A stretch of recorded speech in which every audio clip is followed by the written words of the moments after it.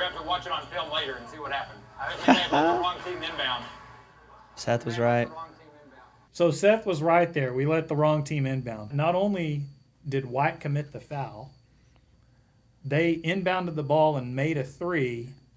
And then we also, on the backside of that, we took the foul away from White and gave it to Red. As a team foul. As a team foul. So, and we didn't give it to any personal player, but how many times did we penalize The red team? And he's not going berserk, in my face or whatever. Right. But I think a coach would understand if you admitted, Coach, I just screwed up. we screwed something up, and we're trying to figure We're it out. trying to fix it. You're listening to Rule the Court, the podcast, where basketball officials talk shop, swap stories, and bring a little clarity to the chaos. 14, hold. So I think to thrive in this, you really have to become a leader. Hosted by Brandon Porter and Caleb Smith, let's blow the whistle and get this thing started. Hey everybody, welcome back to the Rule the Court podcast. I am Brandon. That's my partner in crime, Caleb. Hi, Caleb. Hey, Welcome back. what's up? Nothing. And Caleb, I reffed AAU this weekend. Okay, A lot of games. all right. You know how many times I talked to the table? Let me guess. 3? Enough to yell at them to start the clock. And so Caleb had this idea, well, let's bring on the best clock keeper in the big country. Now, wait a second. Not the best, right? Or not, at least the one that I can think of as is the best is the one who is no longer with us, who did the clock for years in Eula, Texas, and now she has a gym named after her. Miss Mary. Miss Mary. Miss Do you Mary is remember a Miss Mary? she's a legend. I remember A Miss Mary. legend. She's a legend. And so before we bring Kevin in today, if you're listening and want to help support the show, go follow us on Spotify or Apple Podcast, or if you're watching on YouTube, be sure and hit that subscribe button so that you don't miss what's coming next. We release episodes every Tuesday during the season of basketball, and it helps refs get better. That's what we're wanting to do, right? We're just two country boys trying to make the world a better place, Caleb. So today's guest isn't a ref, but he might know the game better than any of us. He coached the game for 27 years and now has been the clock operator at Cooper High School for about the last 13 years. So I want to welcome Kevin Long. Howdy. How are y'all? Thanks for coming on the show. Appreciate you having me. Yeah. This is going to be fun. It is yeah. going to be fun. I'm excited. I'm excited. Talk about country boys. Kevin's got the best accent out of all of us. He really does. So tell us how we talked a little bit before the episode started here about just your background with basketball. You coached for 27 years. Coached for 27 years. What got you into coaching and what got you connected with the game? My dad coached. He ran track for University of Indiana, came to Texas during World War II, met my mom. I have an older brother that played for San Angelo Central. I can remember at the halftimes of all his games getting to shoot as a little kid. And when I see kids come to the Cooper gym, I don't dare tell them, y'all can't shoot. I mean, if they can find the ball, I'll let them get out there. Unless an administrator says something, I don't say a word. Yeah, that's awesome. But I kind of followed in my dad's footsteps and watching my brother play. He was 9 years older than I was. Just the love of the game. And I love girls basketball especially.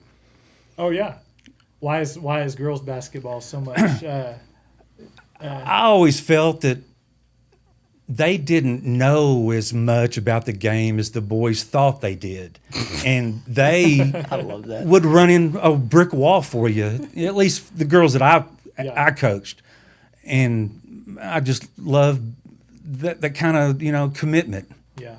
How far did you go in playoffs? What was the first game? We lost to Comanche when Diana Martinez played. Who's the coach at Comanche now? Right? Correct. Okay, just make sure. I think that was an area round game. And I had a girl play for me, Jackie Vincent, who went on to play at ACU. And so that was kind of a good match. it was a frustrating. We played in Brownwood's old gym, the Coliseum, and there are so many dead spots in that old gym. It was awful. So area around was the furthest y'all got though? Correct. Where were you at?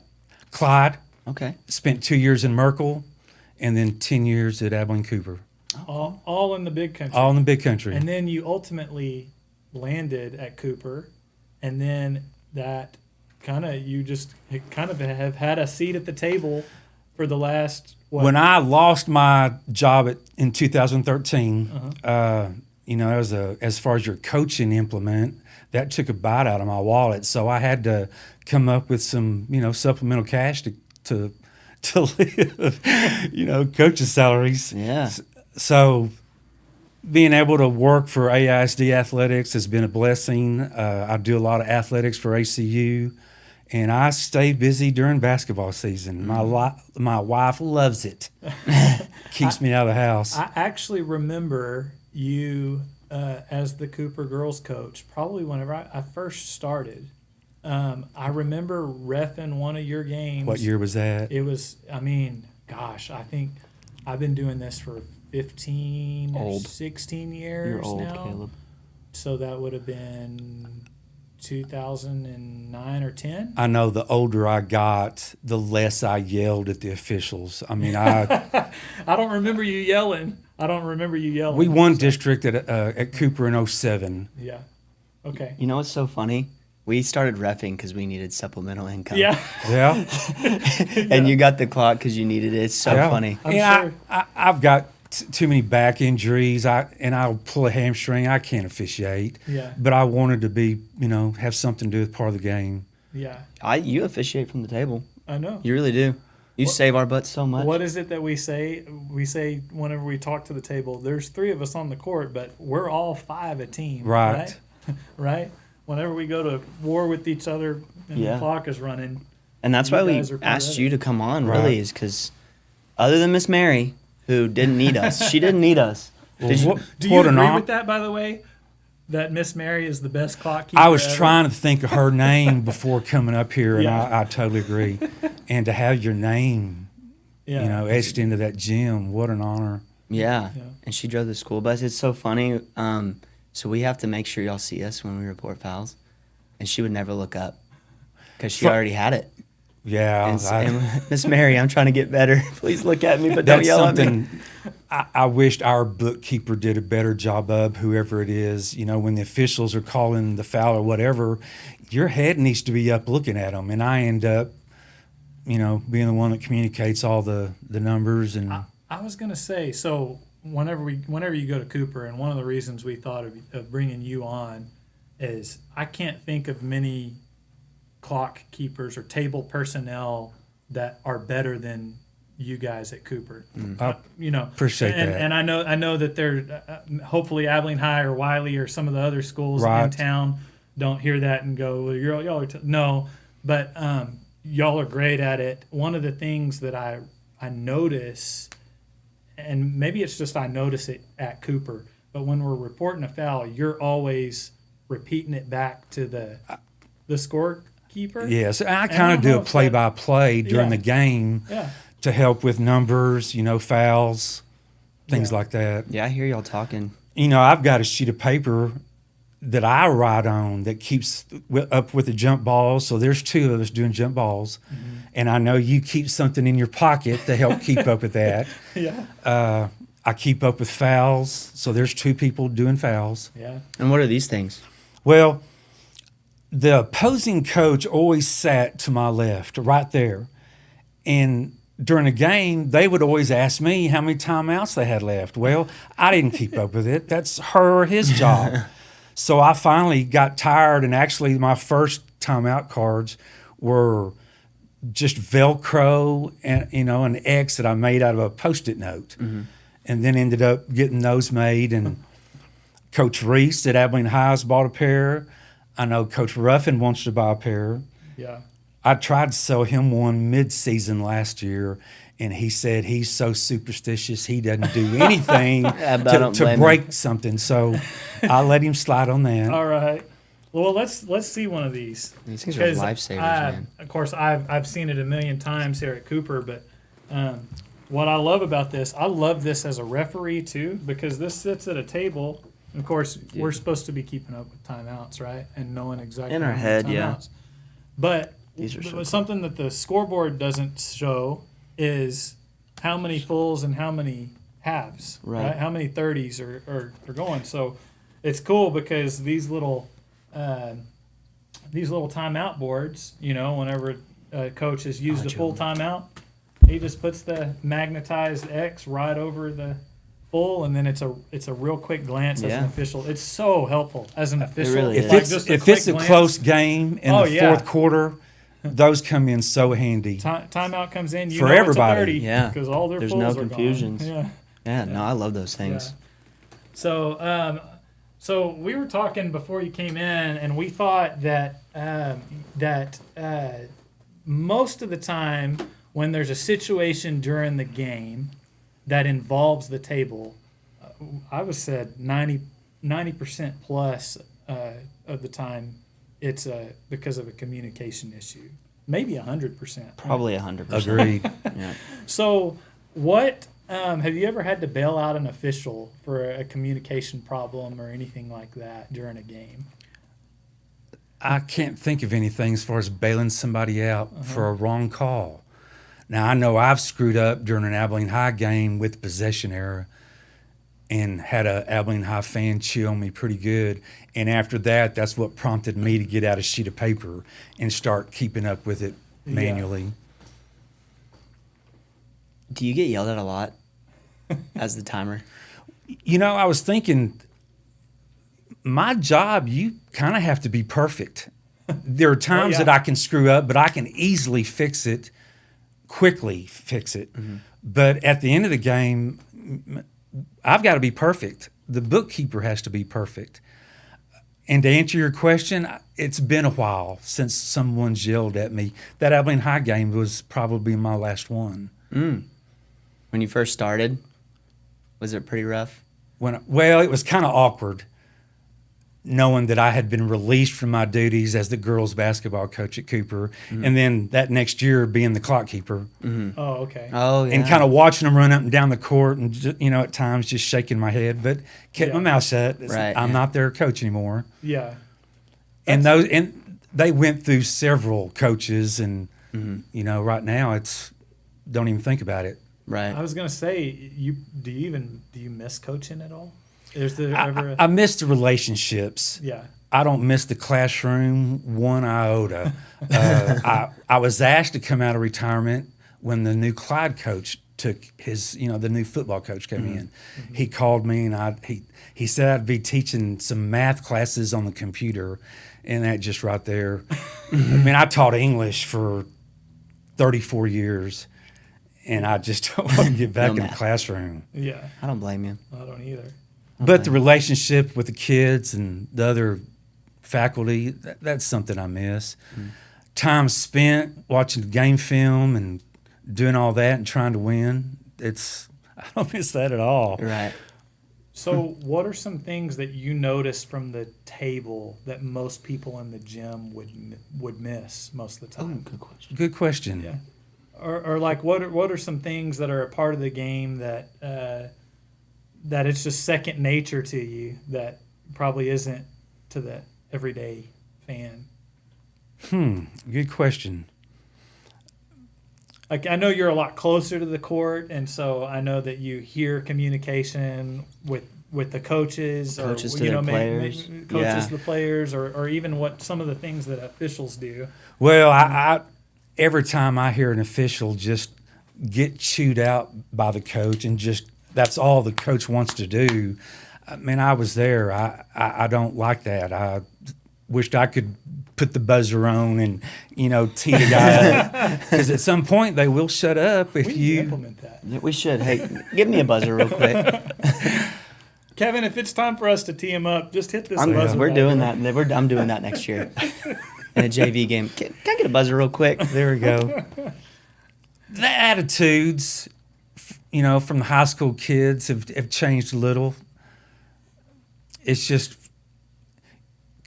Cooper athletics hasn't probably been what they want it to be. Here lately they've struggled, and it's frustrating to watch. I gotcha. Yeah, that is tough, especially because you're coached there for so long. I've got a lot of people so still there. invested, yeah. Going directly into the same gym. I had never thought about that. Like that you stayed at Cooper High School, just in a different role. Yeah. Which is in some ways really awesome Yeah. that you would stick around and still love the game that much, that you're still around it and all of those things. We're gonna go to a break here in a few minutes, but I saw a question on the laptop. Mm-hmm. What's the wildest thing you've seen as a clock keeper? Like where you're just like, whoa, this is weird. Can be a situation, a play. Brandon, I'm trying to think of things that have happened that just kind of out of the ordinary, and I, at the top of my head, can't think anything. We must be just that good. Wow. We must be holding it down at Abilene Cooper. The basketball officials- chapter. And I hope the officials want to come to Cooper. Yeah. We do. I know it's not a very long trip. Y'all probably like to make those road trips and get paid that extra money, but Sometimes. No, we love coming to Cooper. It's everything about it's great. it's a nice gym. They've kind of updated it a little. I'm frustrated they don't have playoff games. I'm sure there's been something that's happened at the table when the plug comes unplugged or anything. Boy, like that happens. a bunch. I've seen that happen a time or two, right? What's Go ahead. Well, here's a frustrating point that I need to go sit with some administrators and find out what we can do about it. Do you know where the opposing fans sit in Cooper's gym? Right behind, Right behind you. Right behind the scorer's table. They've got it. They split it in half, not east and west. They split each side of the stands up.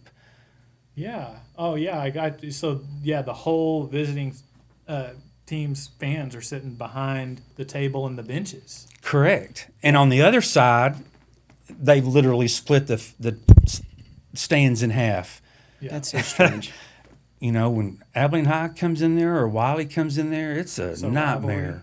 rivalry games. I was roughing a game, one of my first games. I didn't really know you yet. I was still really young. And they were playing a team out of the DFW area. I won't say the name. But we just did the girls' game. And I was talking to y'all at the table. And right behind you, I'm talking right behind your head, opposing team fan just flipped me off. Out of nowhere. And I was like, what's going on? So Wow. I get her tossed out. And she hadn't even watched a game yet. She was there for her son's game. And she was flipping me off. And I just remember looking at y'all like, am I seeing this right? Like, this lady's flipping me off. It was the craziest thing. And I bet you her coach, the coach that was coaching that team, was probably a cusser. Yeah, he did. I know who you're talking He about. did. Probably. Well, before we go to break, I'm going to ask you one more question and then let you think on it, because I know the answer that you gave me in the season. What are some pet peeves of yours as a clock keeper that officials do Okay. game to game? And you can pick on Caleb and I. You can pick on anybody. No rules here, but we're going to go to a break. Okay. Before that, too, I'm going to throw myself under the bus with a video clip that involved a situation where we had a miscommunication, and that involved the table there at Cooper High School. And so we're going to show that off. I'm not looking forward to that I wouldn't either. because it's kind of going to. It's your fault. It's going to make me look a It's little Caleb's silly, fault. but all that and more when we return here on Rule the Court. Pow pow.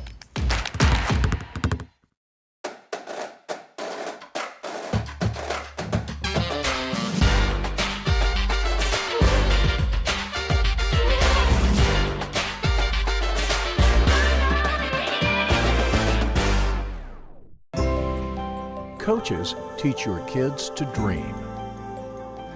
Coaches teach your kids to overcome. Coaches teach your kids good sportsmanship. Coaches teach your kids proper technique. But who teaches your coaches?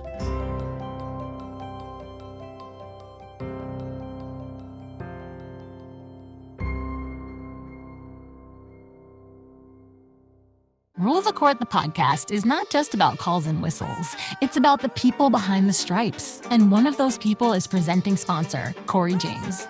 Corey is the kind of guy who brings the same energy to the insurance world as he does to the court.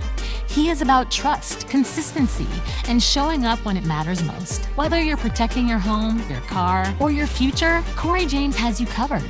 So keep learning, keep growing, and keep listening to Rule the Court, the podcast, brought to you by Corey James State Farm.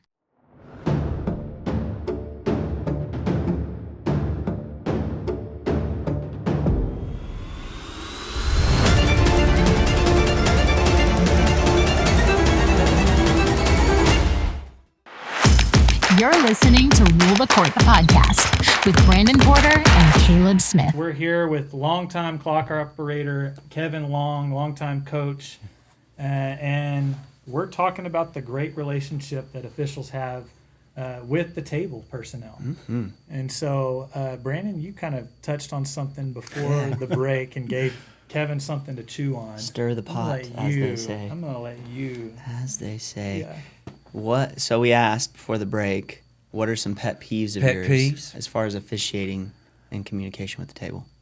I like it when an official kind of jogs to half court, somewhat in front of us. They don't have to get very close, but as opposed to that back corner trying to give me numbers. Mm-hmm. So I like it when they kind of approach the table. I like it when they give me a direction of what bench is the one that fouled. Mm-hmm. When it's loud, it's sometimes difficult to hear the color of the uniform. Mm-hmm. So if we could point to a bench or do that. Y'all's uniforms have stripes. So when you give me a number where your chest area is, old people can't see that. So I've requested from a few officials to just kind of get it out here away from your black and white stripes. So Is that something I got onto you for as far as? No, you just described the perfect mechanics, actually. So it's funny that we preach mechanics to people. They don't listen, but that's why they're in place. Sometimes it's difficult to see numbers because of their joints Right. or their fingers. Mm-hmm. And, that has to be questioned occasionally. So some loud voice would help there. Those True. little details are little things that we don't That we don't even think think about. about. One of the things that Kevin got on to me about was I bring in subs before they get to the table, so they won't be all the way to the X. And I'll be like, beep, beep, beep, come on in, sub. And I'll hear, they're not at the table, Brandon. During a free throw? Did that happen during a free throw? Mm-hmm. Okay. And every single time. So now I make sure and wait if I'm at Cooper Gym. That way he can, and the reason you wait is because they can get it in the book. Yep. So, I try to meet with y'all prior to the game to let you know about the timeout clock situation where the buzzer rings. I don't think it's consistent with other gyms. I think it's so outdated they probably need to come in and redo it. Yeah. 30-second timeout, it buzzes at 15. Oh, yeah. Full timeout, it buzzes at 15. Oh yeah, there are some horns that in the rule book it actually says they buzz at 15, even 30s. But some gyms Do 10. they buzz it at 10. Yes, and I think some coaches take advantage of the timeout situation. 30 ends up being a minute ends up being a minute and a half. Mm-hmm. Yep. That's frustrating to Oh, watch. Media timeouts in high school basketball. It's crazy. I'm curious too. It's important. In officiating, we have a specific color number, CNLI, right? Color number. What am I saying? Infraction. CNIS. Golly. CNIS, color, number, infraction, status of the ball before we ever leave the spot. And I think the reason that that's important, maybe, that it's that order, is because whenever you say the color first, whenever you're looking at a book, one color is on this side, one color is on this side. Color, number, infraction, And then for us, it's more the status of the ball, the location of the ball. But there's a specific order, and we get onto our officials whenever they give the number before the color, or if they do any of those things out of order, because that would make it, I think, harder. Some don't give a color. Some don't point. It's a guessing game. Yeah. It's a good thing you're good at your job. Yeah. Well, thanks. Have you ever had coaches get onto you while keeping the score? With there were some new rules implemented last year. The free throws. There was a coach didn't think that we were keeping up with it. It's like, come on, coach. I mean, that's something we keep up with. Right. But things like that. Because I know part of our job is to protect y'all, too. Yeah. You know, when a coach is riding y'all hard. I mean, y'all are so good. Y'all probably don't, but I've seen tables. Seems like somebody chewed on me not long ago, and I can't remember what it was about. It was not meaningful. I mean, I didn't lose any sleep over it. That's good. But Well, I've got a situation where this is my own personal game, and we're going to play a little clip there. We just happened to be mic'd in the Canes tournament last year. We experimented with it last year. Hopefully, we're going to be using that a lot more for stuff like this, and we're going to be able to show you guys a lot more clips of video where you get an inside look at referees and some of the discussion they're having on the court or with the table. And here's a clip. If we can go ahead and pull this clip up. Matt and I and Seth are here at the table before the game. And you talking about the colors of the teams and everything. Here's a situation where we're talking about what we're going to call the other team color, and we kind of have some friendly banter here. We call them red and white, right? Good luck.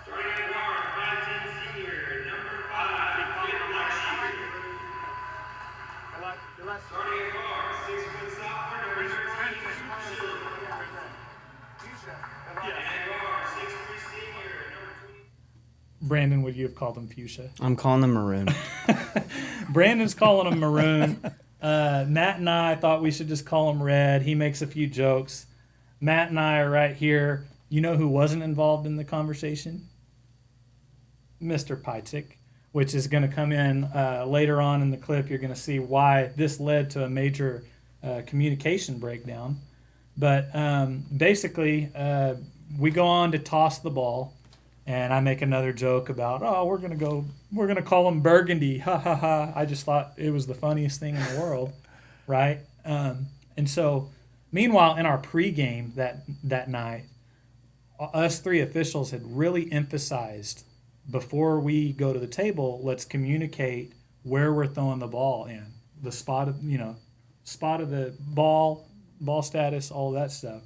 And so, Seth is working on that. Seth was the one who wasn't involved in the conversation that Matt and I just had. And then halfway through the first quarter, we have a little play, right? And Seth calls a foul on rebounding on that side. And to me, it feels like just a regular rebound foul. I don't know what he saw. I'm looking at my area. This is me. We also communicate in officiating. We communicate with our nonverbal body language, just by how we rotate, right? And so if this was an offensive foul, I would expect Seth to step out, like you were saying, report, and then he's going to be the new lead, and he's going to bounce that way. Matt's going to go over here, and I'm going to have all of the subs, right? We didn't do that. Seth came all the way to the table, which means I feel like I'm coming this way, Matt's going over there, which tells us we're in the front court. That's something that tells us we're in the front court. And and so let's see what Seth calls. Listen to the interaction real close. We got to push. In line. Maroon spot. Maroon spot. Oh, you said maroon. Baseline. White 23. White 23. Push. White. He really did say maroon. Pause it. Did you catch what happened there? Yeah. So you were going back to, he's making fun of the colors again. But because of my dumb little conversation with Matt before the game. But he says, but we have a push foul on white.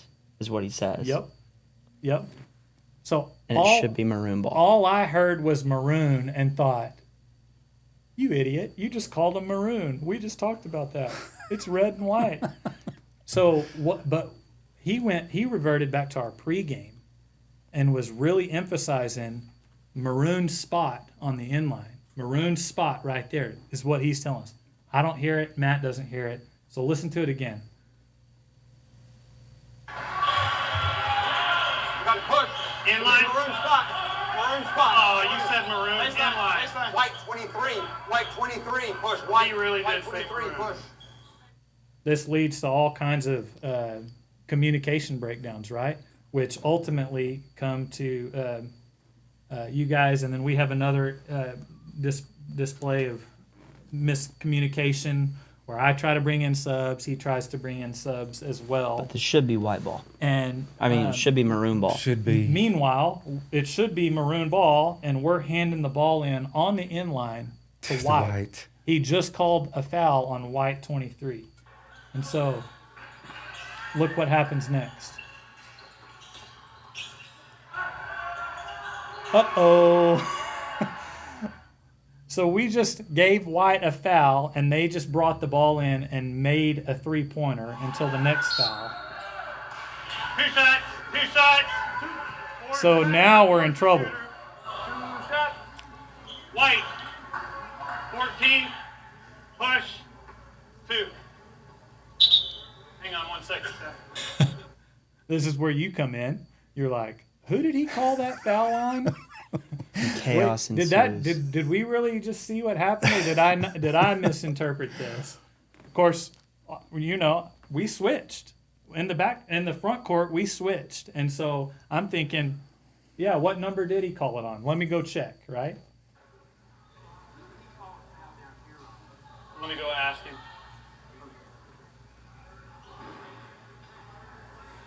I don't know. Do you remember what number you called the foul on down here? White 23. White 23? White 23? Uh-oh. Who'd you say? White 23. You called it on white 23? That guy right there. White 23. That doesn't make sense because we inbounded. We inbounded it down there. So there would have been a red foul. No, it was on white 23. The foul was on white 23, so there's a red ball. And That's why we're down here now shooting. I think it was the one before. I've only called one. You stand up here Mine was at the white table. 23 push. White 23? Push. You even say. So now we're just in a situation where we're trying to figure out what he called. You even say in this, I think he called White 23 as the foul, but that doesn't make sense because White got the ball. And I'm with then they you made there. a basket. And then they made it 3. And then they made a basket. So the other interesting thing that we started talking about is, oh man, Brandon, correctable errors. Like, Can you correct that? well, it depends. So is it this year's rules or last year's? I mean, When this game happened, could you when this could game you correct happened, it? one of the 5 correctable errors is not inbounding a ball to a wrong team. So technically, I can't correct that. Ouch. This year we can. Once we hand them Yeah, the ball. Wonder This what year- the final score was on that. So Hopefully not close. thankfully, it wasn't that bad. It got out of hand. But this is early in the game, right? Halfway through the first quarter. The other interesting thing about this is just that I'm in a situation now to where I'm like, he's adamant that he called it on White 23, but we gave it to White. Did he really just think it was a red player? Why didn't he, stop the game or whatever? We're all trying to figure out. I mess it up further, right? Or you could say that. I think I personally have to go, okay, do I trust my partner here or do I just fix the issue? This is what we did. No. Oh, wait, there's one down here on who? Who was in the game? Who called that one? 23's on the bench. Red did get the ball, so I told him it should have been White. That's what I had. Yeah, that's what I meant. White got the ball, so Red should have had the foul. I'm all kinds of confused. We were in the front court, and we had a possession before we came over there. I didn't call it on. He said White. Can you pause it real quick? I called it on White. Can't. Ooh. Now, we may have given it to the wrong person. So what we can do is, it's red. It's red. It was a red foul, but it's got to be a team foul. If we don't know the number, it's just got to be a team foul. Okay. No personal. Okay. Yeah, I mean, we know it was a red foul. Ouch. Yeah, but we don't know who's. So it was a red foul. No, it was a white foul, but the only person that knew it was Seth. We're good. So it was. Yeah, we know. Look, listen to what Seth says here. Yes. Okay. We're going to have to watch it on film later and see what happened. I think we may have let the wrong team inbound. Seth was right. Wrong team inbound. So Seth was right there. We let the wrong team inbound because we've already seen the clip because he did give the foul to Yeah. White 23. So if you think about the decision that we made, which I'm just trying to make the best decision possible, but I not only did White commit the foul, they inbounded the ball and made a three, and then we also, on the backside of that, we took the foul away from White and gave it to Red As a team foul. as a team foul. So, and we didn't give it to any personal player, but how many times did we penalize Red. The red on team. that. the red team? And he's not going berserk, in my face or whatever. Right. But Wow. I'm just curious, like on plays like or on stuff like that, because that's not the first time you've had a situation where we've had to have the table involved, Right. you guys involved in decision making that goes on in the court. When it's a cluster like that, do you have secondhand embarrassment? Oh, yes. It's like, God, Talk about the these secondhand officials are embarrassment. terrible. You don't want to have an outcome on the game as a scores keeper at the scores table. That would be embarrassing.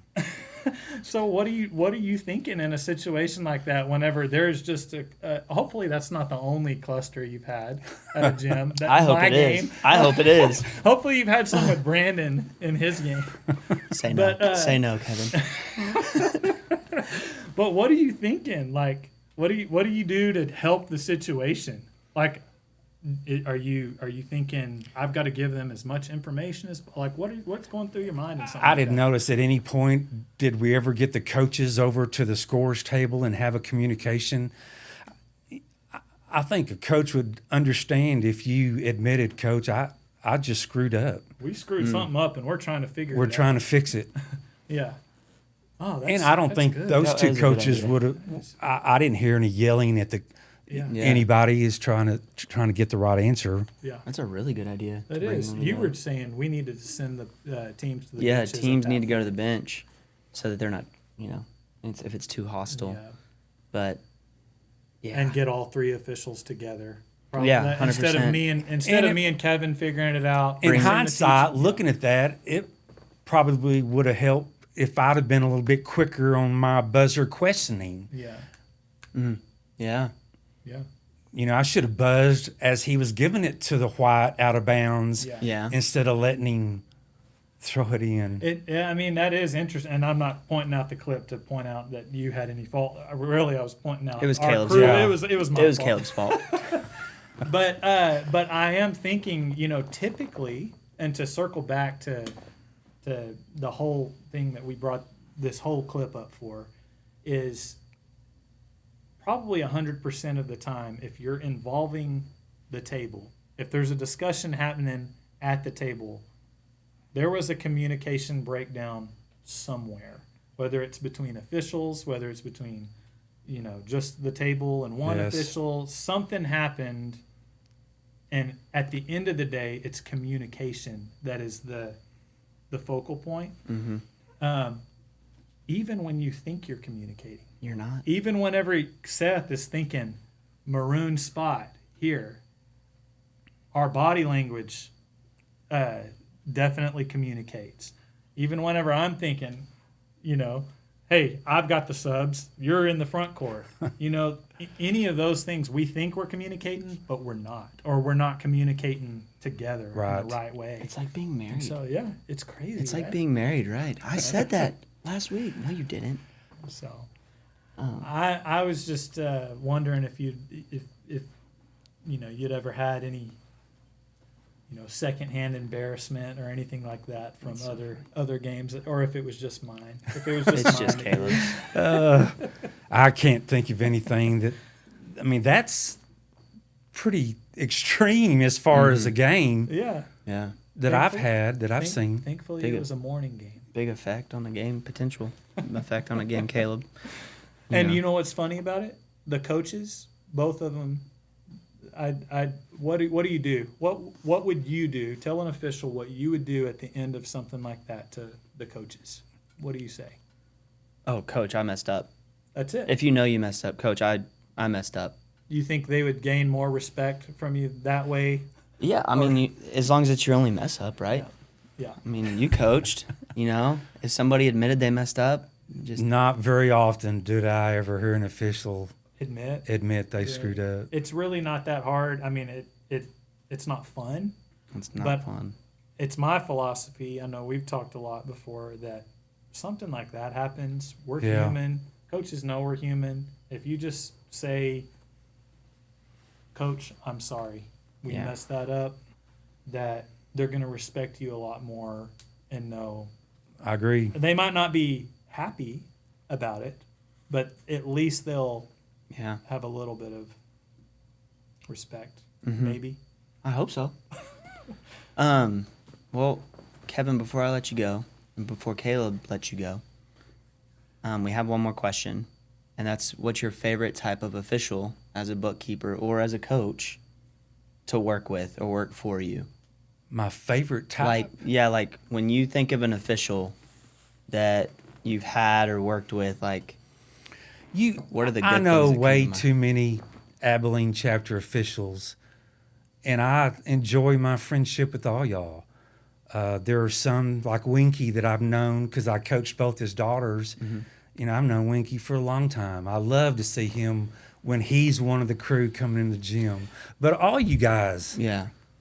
So, like, I guess my deeper question is, let's say you have 3 new officials, you're working a playoff game. So, 3 officials come in, or maybe at ACU, and you don't know them.